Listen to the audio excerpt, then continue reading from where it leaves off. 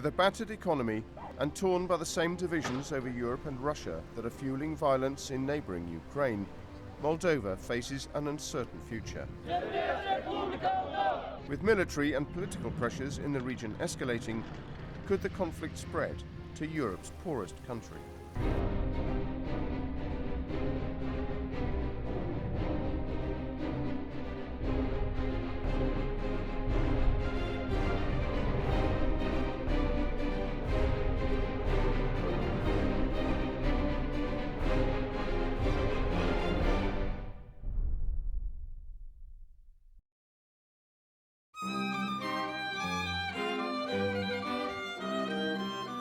To many, Moldova can appear like a rustic paradise, with babushkas working in the fields, pretty villages filled with Hansel and Gretel cottages, not to mention world-famous vineyards in some of Europe's most fertile land.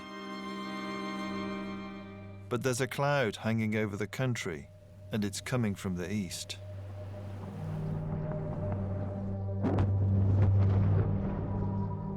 As war rages in the east of Ukraine and towns and provinces fall under the control of pro-Russian separatists, another former Soviet republic nervously awaits the fate of its neighbour.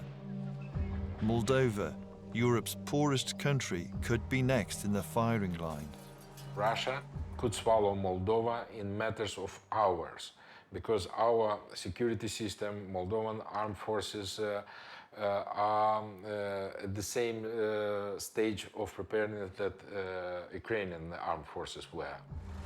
It all seems so familiar. 22 years ago, a bloody civil war erupted between Moldovans and a pro-Russian minority, backed by Russia's 14th Army, leaving hundreds dead and a country split. To the west of the river Dnistru, free Moldova, a fully functioning democracy. To the east, Transnistria, a self-styled police state with all the trappings of a Soviet republic. Thousands of Russian soldiers guard the front line, supposedly as peacekeepers. But few Moldovans welcome the presence of a massive Russian fighting force with gun emplacements at key locations on Moldovan soil. Not to mention one of Europe's biggest arms dumps. Few words about so-called Transnistria. First of all, about the essence of the so-called Transnistrian conflict. It's not an internal conflict. It's not an interethnical conflict. It's a conflict between the Republic of Moldova and Russia. Bankrolled by Moscow, Transnistria, Moldova's breakaway region, is on a constant war footing. It is a snapshot of the USSR before the fall of communism. Soviet icons abound. The population of 500,000 live under the constant gaze of Lenin. И для меня он очень важен, и для всей планеты он важен. Я не буду рассказывать вам, что Ленин сделал для... Личность Ленина, да, в мировом масштабе, но абсолютно все политики, многие известные люди признавали, что Ленин – это величайший гений человечества. Он предложил миру и человечеству несколько иной путь развития, справедливый. But not everyone is happy to live in the past. The scars from the Transnistrian conflict are much in evidence. However, it's the psychological wounds that run deepest. Ivan MITSKUL lost a leg in the conflict. His village of Kochari was the last to hold out against the Russian tanks on the east bank of the Dnistru. Consequently, he now finds himself on the wrong side of the river, cut off from the rest of free Moldova. Ivan must now suffer the daily indignity of a hostile checkpoint. E o chestie regretabilă că noi, într-adevăr, nu putem să ne ducem la noi acasă, după așa liber, cum ar trebui să fie în orice stat. Clar că regimul ăsta separatist, care s-a plasat în stânga Dnistrului, el nu se gândește despre populație, despre ei au acolo niște idei fixe care, cum s-ar spune, asta e un ecou Imperiului Sovietic. Those who died protecting Kochari are remembered at the village school. Deci, doamna Isacul Maria Gerasim este profesoară de istorie, în timp ce apăram sediul băieților din poliție, dumneaei a încercat să ridice tricolorul, drapelul nostru național. Și pentru acest fapt a venit noaptea câțiva băieți mascați care au aruncat-o în fântână. Pentru asta ea a avut de suferit și a dat viața. Events in the Ukraine have only heightened tensions. Deci, sigur, există o frică foarte mare, deoarece cunoaștem cine stă în spatele tuturor evenimentelor. Puterea este foarte mare, oameni pașnici care dorim să ne prelucrăm pământurile care, de asemenea, ne sunt luate în mâinile separatiste. At the village of Dorotskaya, on the fringe of Transnistria, Mayor Andrei LESCO struggles to maintain order in the village hall. Lumea a lucrat pământul, lumea și-a lucrat acolo pământul, lumea s-a luat pământ. Și așa că dacă anul ăsta nu le-a dat voie să lucreze, anul ăsta, da? Anul ăsta, vadă, dar sunt că și anul ăsta se duc oameni, lucrează, cum a spus Maria Constantin. I-am pus și eu 2 rânduri de zie. Și mie îmi pare rău mai mult ca vouă, că eu nu mă pot duce la zie. De atâta eu vreau și eu cred că tot în întrebarea asta de asta o spun că s-a regulat. Dar astăzi, așa e situația. Vezi și... The people of Dorotskaya are cut off from their livelihood. Their farmland is on the other side of a highway in Transnistria. Acolo este zona economică a satului. Acolo sunt brigăzile, acolo sunt stocurile de prelucrare a pâinii și tot pământul sunt acolo. Și neavând acces la aceste pământuri, cetățenii nu au sursă de supraviețuire. N-au cu ce hrăni nici copii, deci e o situație foarte critică. The inhabitants of Dorotskaya remain trapped, victims of the Transnistrian war, now characterized as a frozen conflict. Surrounded by Russian soldiers who maintain a vice-like grip on all movements. Noi, într-adevăr, noi de la restul Moldovei suntem întretăiați cu râul Nistru și cu vamele transnistriene. Timp de iarnă apare o problemă, cum spune, o blocadă, într-adevăr, cum se zice, așa, capitală. Populația rămâne fără de pâine, fără de produse alimentare și el strict necesar care trebuiește.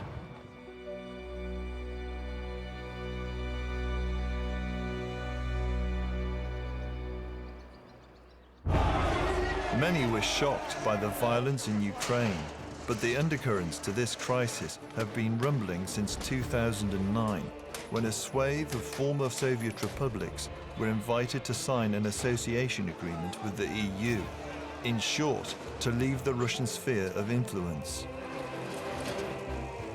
At first, Russia responded by offering cheap gas and forming a rival customs union. But this only attracted hardline autocrats like discredited Ukrainian President Viktor Yanukovych. And when Brussels started pouring more money per capita into Moldova than anywhere else outside the EU, the country's future was sealed. And Moldovan Prime Minister AURELIA signed the EU accord. It was the refusal to sign this same agreement by Yanukovych that led to his removal in the wake of mass protests, which in turn led to Russia's annexation of Crimea by Putin's so-called green men. What happens in Ukraine since early March, of course, it's extremely dangerous and a huge concern to us because we see what happens then. It always might have a spillover effect across the borders. And we have our own frozen conflict, we have our own sources of tension in the southern part, and that's why it's in our best interest to see that the situation in eastern Ukraine gets under control. Added to this, in Moldova's breakaway region of Transnistria, Russia's 14th Army have recently been conducting maneuvers.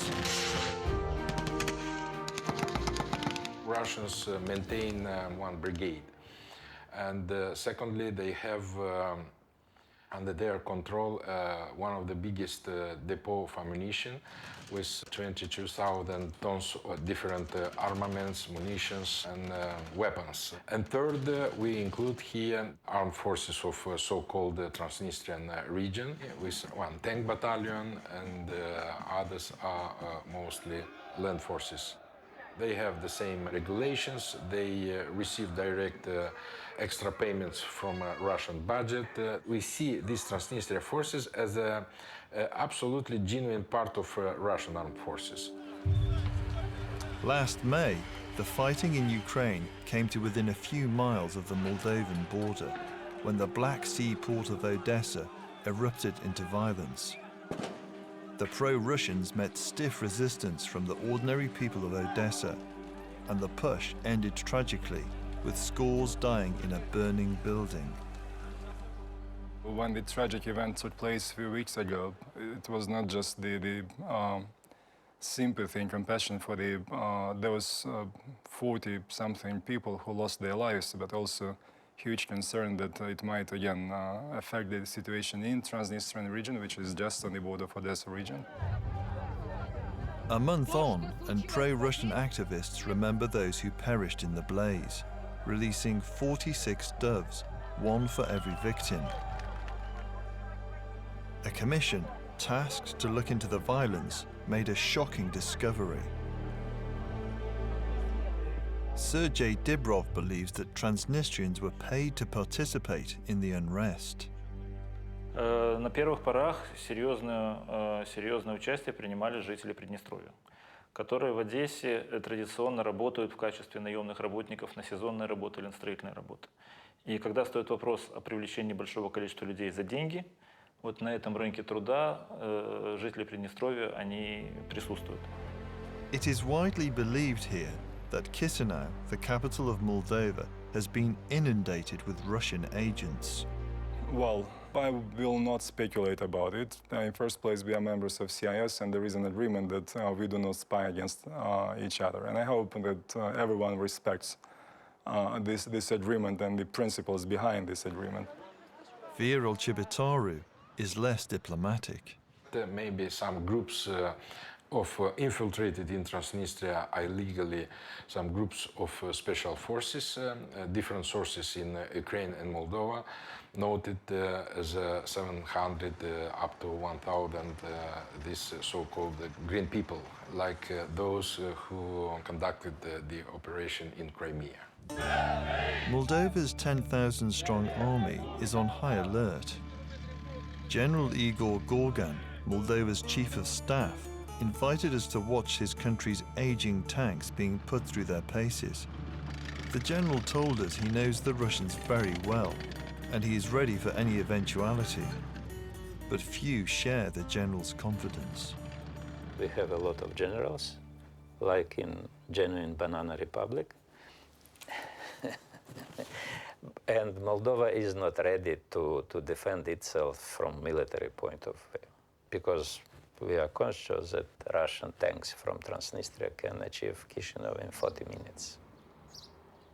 Last month, Transnistria formally asked to join Russia. У нас прошло 3 референдума по этому вопросу.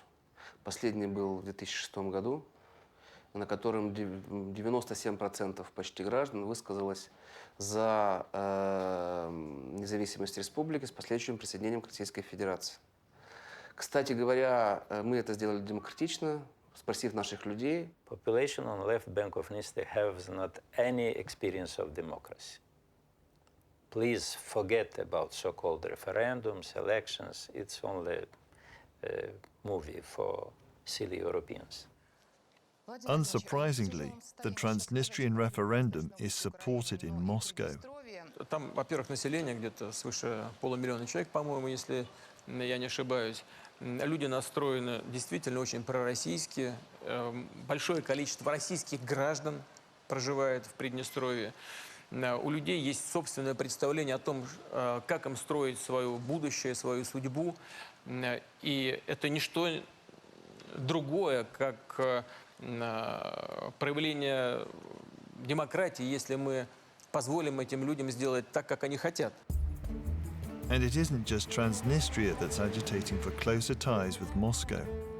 This is Gagauzia, another autonomous region in the south of Moldova, home to 150,000. The Turkish-speaking Gagauzians, famed for their horsemanship, were granted this land by Tsar Alexander I 200 years ago and kept control of it during the Soviet era.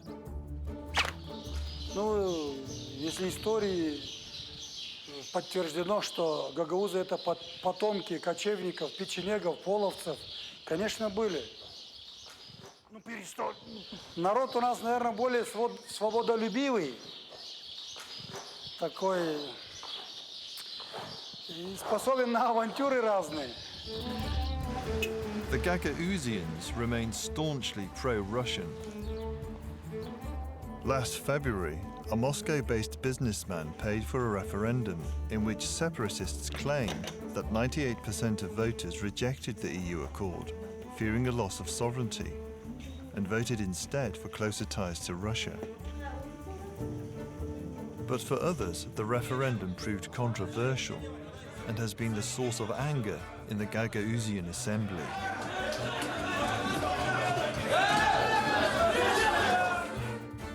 Sporting a fresh black eye, their tribal leader, known as the BASHKAN, is addressing one of his newly formed people's patrols. В законе об особом правовом статусе Гагаузии речь четко сформулировано. Если Республика Молдова теряет свой суверенитет, Гагаузия имеет право на внешнее самоопределение. Народ Гагаузии 2 февраля уже провозгласил свою независимость с отложенным статусом. До тех пор, пока Молдова является суверенным государством, это не произойдет. We declared it illegal because there is a very clear legal framework in which conditions a referendum could be held, what are the competencies, and our relevant institutions came to the very clear, unambiguous position that it has no legitimacy. Last month, EU President Manuel Barroso was in the capital to offer moral support to the embattled Prime Minister. Money from Europe continues to pour into Moldova, accounting for a quarter of the budget. Ironically, much of this is destined for Gagauzia. President Barroso was here just a few days ago, and we signed agreements on 50 more million euro grants for development of our rural sector. And some of this money will definitely go also to the autonomy. And I know that how much they cherish the European assistance. But even in Chisinau, there is opposition to the EU. This protest was organized by the Moldovan Socialist Party. Avem câteva regiuni care sunt categoric împotriva acordului de asociere cu UE. Astfel, semnarea acordului de asociere cu UE și mișcarea spre Uniunea Europeană ar putea duce la pierderea unor teritorii, unor regiuni ale Republicii Moldova. Și însăși Moldova ca stat, ca țară, ar putea dispărea în viitorul mediu, nu atât de îndepărtat. Astfel, doar anul trecut, 67% din remitențe sunt de proveniență din Federația Rusă. În momentul când va fi semnat acordul de asociere cu Uniunea Europeană, apar riscuri majore pentru migranții moldoveni. Astfel, fără aceste resurse, fără aceste remitențe, Republica Moldova ar putea intra în colaps. But it is difficult to see how Moldova could decline any further, after having already suffered a spectacular reversal of fortune since the collapse of the Soviet Union. Once it was prosperous, the primary supplier of wine, vegetables and fruit to other Soviet republics. Now the country is littered with derelict factories. The pro-Western Prime Minister sees the EU as the only option and is determined to get full membership. The crying baby gets its milk. So we will keep crying, and we will not be exhausted. And this fatigue, which exists in some capitals, will not exist here. So we will pursue our line by generating more arguments, and hopefully we will be heard in every capital of the 28 countries. The crushing poverty that dogs the country matters more to ordinary Moldovans than the competing ideologies of the superpowers. Moldova is a country that can ill afford conflict. For the last decade, Moldova's population has been hemorrhaging abroad in search of a better life. Many are duped by people traffickers with false promises of a good job, only to be sold into prostitution, like Olga, who left her young daughter with an elderly relative to take what she thought was a waitressing job. Ei veneau, trăiem într-o casă pe pământ, de-am ies răschie, când ne hrănea, când nu ne hrănea, ne bătea și ne trimitea la lucru. Ne îmbrăcam foști scurți și ne scotea la tras, ne punea la tras și ne spunea țena care să o spunem. Și lucram la tras, ei ne pândeau, și de unul la un colț și unul la altul. Nu, adică puneau cuțitul la gât, le bătea. Da, acolo erau multe moldoveni, foarte multe moldoveni erau. Toate spuneau că le bat, le închid, dorm prin podvaluri și lucrează. After months of hell, Olga managed to escape with the help of a sympathetic client, but many are less fortunate. Out of a population of 4 million, over 1 million have already left the country, many like Olga, leaving their children with elderly relatives. In the village of Uluwatu, Paulina is cared for by her grandparents. Mama este la Turcia, lucrează vânzătoare la magazinul de copii pentru haine. Dar a fost și la Rusia, tot a lucrat vânzătoare la produse. Tata este la Germania, lucrează manager la hotel și a fost tot la Rusia, lucrat vânzător de cărți. Other less fortunate children end up in orphanages. EMILIA MOCANU runs the state-sponsored orphanage in Cahul. She does her best, but it's a struggle. Vin copii cu situațiile dificile. Vin cu... N-am văzut niciun copil care a venit fericit. Și știu foarte bine că copiii care au fost luați din familie, care au fost luați din sânul familiei, retrăiesc foarte mult și pentru ei și asta e o catastrofă. Sasha, now aged 14, is typical.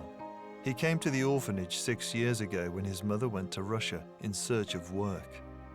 His mother has just been found dead in Moscow. Sărăcie mare. Sărăcie în țară. Nu pot să găsesc locul de muncă nu pot să găsesc locul de muncă și dacă caută, găsesc locul de muncă foarte prost plătit și din salariul ceea care primesc nu pot să țin copii, nu pot să dau tot ce este necesar pentru un copil. Back in Uluwatu, Paulina's headmistress fears for her village. Noi am avut foarte mulți copii care au rămas în școală fără părinți. Părinții erau în Rusia, în Grecia, în Italia, în toate țările unde se putea de făcut bani ca să-și întrețină familie. Material, copilul care are părinți psihotari e mai aprovizionat, dar vreau să zic că psihologic și sufletește e o diferență între copilul care are părinții pe loc și copilul care nu-i are. Some parents are able to send for their children, but this too means a kind of death for the village. Paulina's school was built for 300 children, but now there are barely 50. Moldova is already on its knees, the last place on earth that needs an east-west confrontation. No one wants to have a bad relationship with the Russian Federation because we acknowledge it's a big country, it's a powerful country, we acknowledge that it has legitimate interest in the region, including in Moldova, but the only desire which we have, and we'll insist on it, that this interest should be pursued in a civilized manner. With the EU accord signed, visa restrictions have been lifted for Moldovans wanting to travel to Europe. Many believe this will accelerate the current exodus, with some estimates putting the number of those intending to leave at 1 million. This begs the question, what will be left when the East-West tug-of-war is finally over? That question may well be answered in the coming months.